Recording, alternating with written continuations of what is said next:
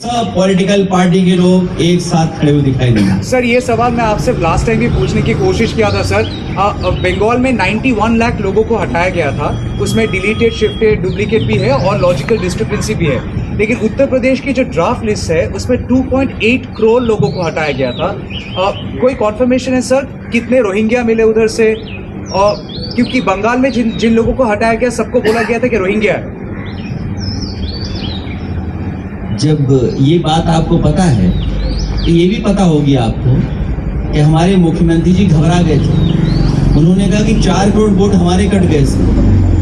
तो क्या मानूं मैं आप, अगर हमारे उत्तर प्रदेश के मुख्यमंत्री ये शिकायत करें इलेक्शन कमीशन को कि 4 करोड़ वोट हमारे कट गए, तो इस सवाल का जवाब तो हमारे उत्तर प्रदेश के मुख्यमंत्री देंगे जिन्होंने कहा कि 4 करोड़ वोट कट गए हमारे।